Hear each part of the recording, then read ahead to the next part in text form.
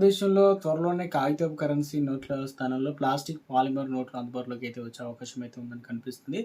ముఖ్యంగా reserve bank of India RBI వచ్చే ఏడాది నుంచి దాదాపు రూ. 10, రూ. 20 నోట్లతో సరికొత్త plastic currency pilot project start చేయబోతున్నట్లు చెప్తున్నారనమాట. ప్రాజెక్టు మరుదశ కోసం అంతర్జాతీయ సరఫరాదారులను ఆహ్వానిస్తూ ఆర్‌బీఐ అనుబంధ సంస్థ గ్లోబల్ ట్రేడర్ జారీ చేసింది. క్షేత్రస్థాయిలో పరిశీలనలు మరియు ఈ పైలట్ ప్రాజెక్ట్ విజయవంతమైతే 2027 నాటికి దేశవ్యాప్తంగా పూర్తి స్థాయిలో ప్లాస్టిక్ నోట్లను చెలామణిలోకి తీసుకురావాలని భావిస్తున్నారనమాట. ఈ ప్రక్రియలో భాగంగా అంటే ఇప్పుడు రూ. 100, 200 అదేవిధంగా రూ. 500 ఏవైతే నోట్లు ఉన్నాయో వీటి నోట్ల ప్లేస్‌లో కొత్తవైతే తీసుకురాబోతున్నారు. ప్రస్తుతం అయితే రూ. 10, రూ. 20 నోట్ల పైన టెస్ట్ అయితే చేస్తున్నారు. అంటే పైలట్ ప్రాజెక్ట్. భారతీయ రిజర్వ్ బ్యాంక్ ఆఫ్ నోటు ముద్రణను ప్రైవేట్ లిమిటెడ్ అధునాతన భద్రతా ఫీచర్లు కలిగి ఉన్నటువంటి పాలిమర్ షీట్లను సరఫరా చేయాల్సిందిగా ప్రపంచవ్యాప్త తయారీదారుల నుండి దరఖాస్తులు అనేది ఆహ్వానించింది. 2 కరెన్సీ నోట్ల కోసం దాదాపు మొత్తం 68,000 రిమ్‌లు ఒక్కొక్క రిమ్‌కు సంబంధించి 500 షీట్లు అయితే ఉంటాయి. బ్యాక్సిలీ అల్లీ ఓరియంటెడ్ పాలీప్రొపైలిన్ అంటే BOPP ఆధారిత పాలిమర్ మెటీరియల్‌ను సేకరించనున్నారు.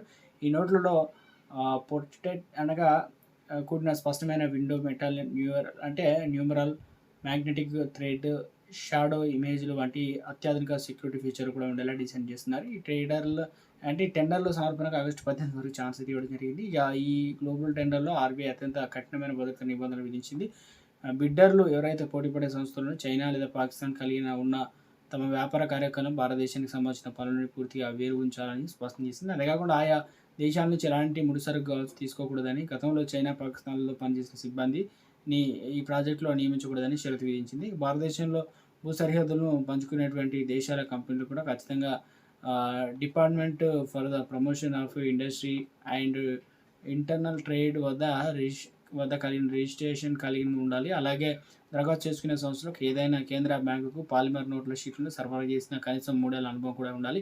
షీట్‌లో జంతువుల కొవ్వు లేదా ఎలాంటి DNA అవశేషాలు అయితే ఉండకూడదనమాట. పత్రాలు సమర్పించాల్సి అయితే ఉంటుంది. ఇటీవల జరిగిన రెవెల్ విధానం సమావేశంలో మొత్తం మీద ఆర్‌బీఐ గవర్నర్ సంజయ్ మల్హోత్రా మాట్లాడుతూ పాలిమర్ బ్యాంక్ నోట్ల ప్రతిపాదనలు పరిశీలనలో ఉందని, దీనివల్ల లాభ నష్టాలను విశ్లేషించింది. తర్వాత తుది నిర్ణయం తీసుకుంటామని చెప్పడం జరిగిందనమాట. 1988 ఆస్ట్రేలియాలో దేశం మొదటిసారిగా ప్లాస్టిక్ నోట్లను ప్రవేశపెట్టగా ప్రస్తుతం ప్రపంచవ్యాప్తంగా 50కి పైగా దేశాల్లో ఇవి చలామణిలో ఉన్నాయి. ఇక సాధారణంగా కాగితం నోట్ల కంటే ప్లాస్టిక్ నోట్లు ఎక్కువ కాలం మన్నుతున్నాయి కాబట్టి వీటిని నకిలీ చేయడం కావచ్చు, ప్రింటింగ్ సాధ్యం కాదు కాబట్టి తద్వారా దీర్ఘకాలికంగా ప్రింటింగ్ ఖర్చులు తగ్గడమే కాకుండా పర్యావరణానికి కూడా మేలు జరుగుతుందని నిపుణులు అయితే అభిప్రాయపడుతున్నారనమాట.